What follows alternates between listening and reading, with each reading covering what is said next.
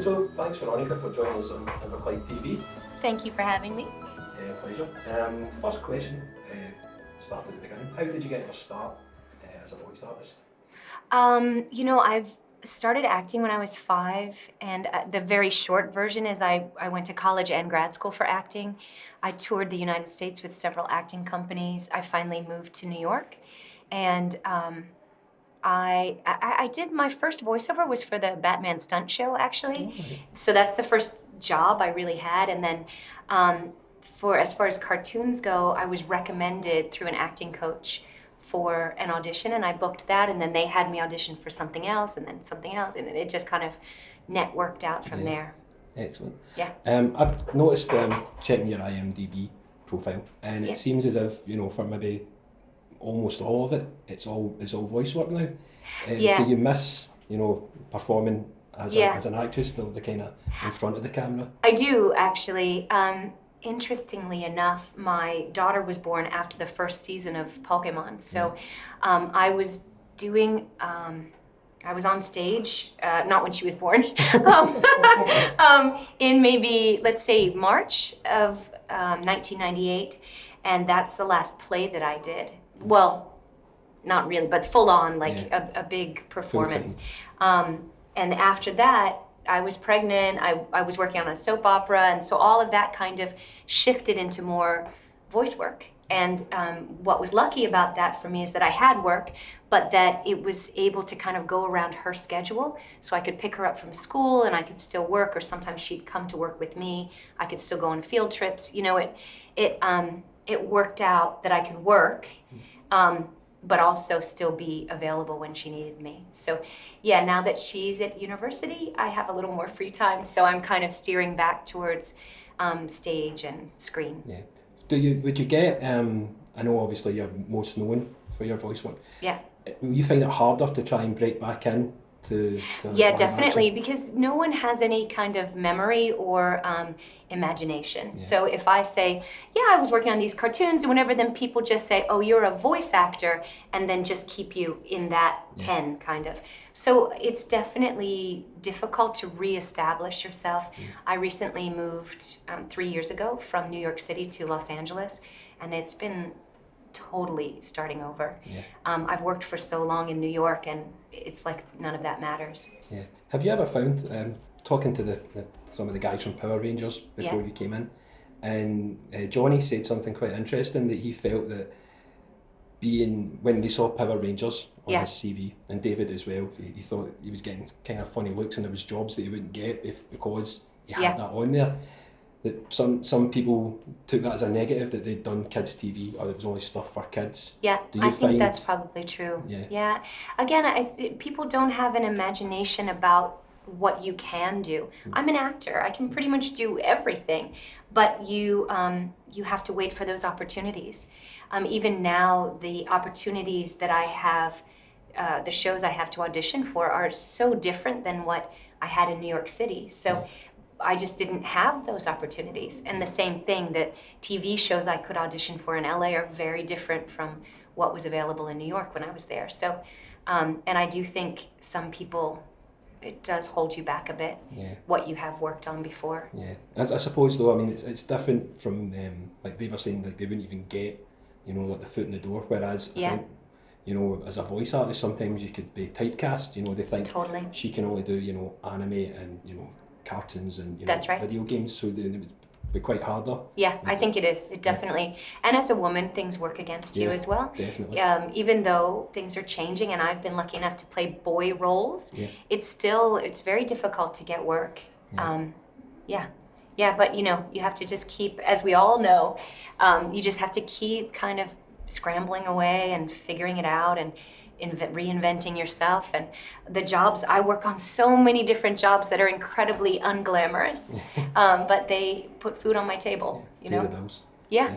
That's kind of leading into the next question that I had, was all the different type of roles that you've had, all the different characters. Yeah. Where do you find the voice for these characters? Yeah. Where does it come from? That's definitely imagination. I also, especially from living in New York, I was always out around people. I was just listening to a little kid on the radio the other day, and I was like, oh, that would be a great voice to do.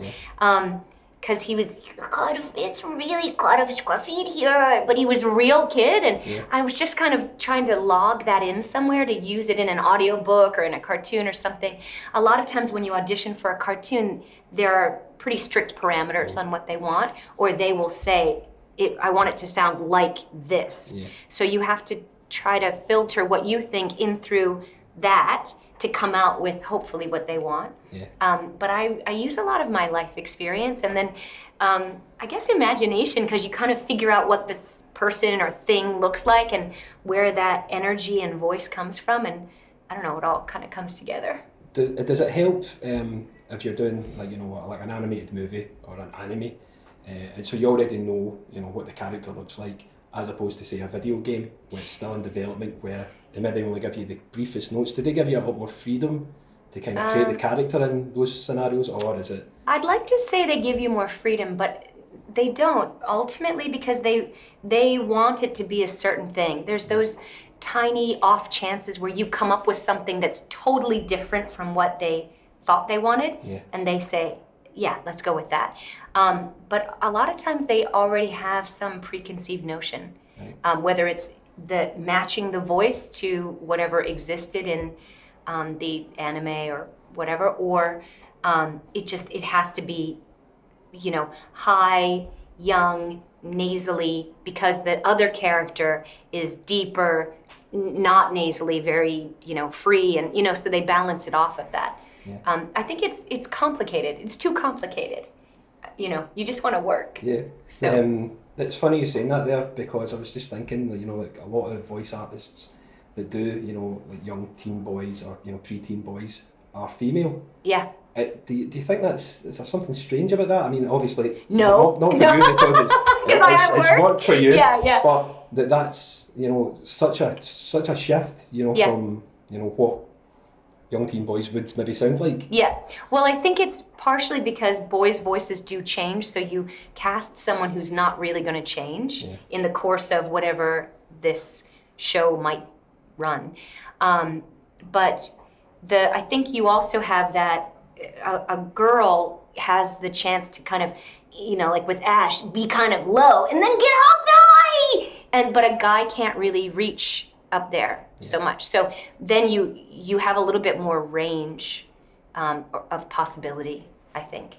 Otherwise, I don't question it ever. But I do cut myself off at, like, I definitely wouldn't say I do a 16-year-old boy voice, or maybe not even 14, but I push it on some other things. Okay.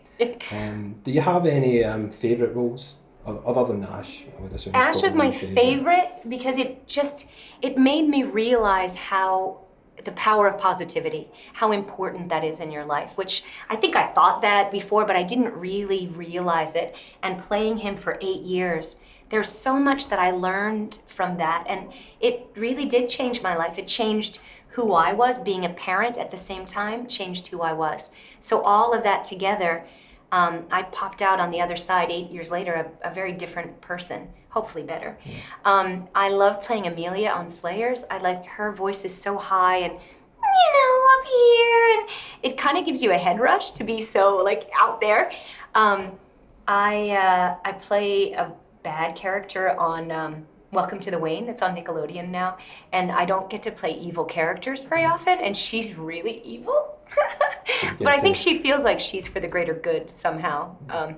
So every role I have is just an amazing chance to explore and be. So it's a cop-out to say all of them, but it's true. It's true. Yeah. So that's kind of leading into one of the fan questions that we had. Was there any anime that you wished that you had worked on, something that you'd seen and went, that was great, I wish I kind of chased that? No, because there's things come to me, there's nothing else I can do. So my real answer is I audition for so many things, and when I audition, I invest myself as if I'm already in the show. So pretty much everything I never was cast in, I wish I were cast in. But you can't look back. you can only look forward. Second part to that question is there anything upcoming or anything on the horizon that you've kind of got your eyes on, or your kind of heart set on, like, oh, I wish I could do that when it comes round, something that you might be chasing? Yeah, I don't really chase anything because I'm too busy in the moment. Yeah. But I just hope that I have more work. You know, I have this show, Welcome to the Wayne, is on right now, and we're still working on that. And Sailor Moon, I'm on that now, and I don't spend a lot of time online, kind of looking at what's coming. There are some audiobooks I record that I know the next book is coming, so I look forward to that. But I'm really much more in the moment than missing what I missed out on or thinking about what could happen in the future. I just am constantly working to get more work, period. Excellent. Yeah. And the last question, again, this fan question. Yeah. If you had to pick your favourite, would it be Jesse or James? Oh gosh, I never think of them as separate. Yeah. I just think of them as a team. Oh, I never thought it. Can I just say Meow? Yeah, I'll take that. Yeah, let's just go with that. I don't want to get between Jesse and James. No. That would not be good. It would not. Yeah, let's say Meow. Excellent. Yeah. Well, thanks for your time. Thank you so much. Thanks. I really enjoyed this. Yeah, excellent. Thanks. Thanks.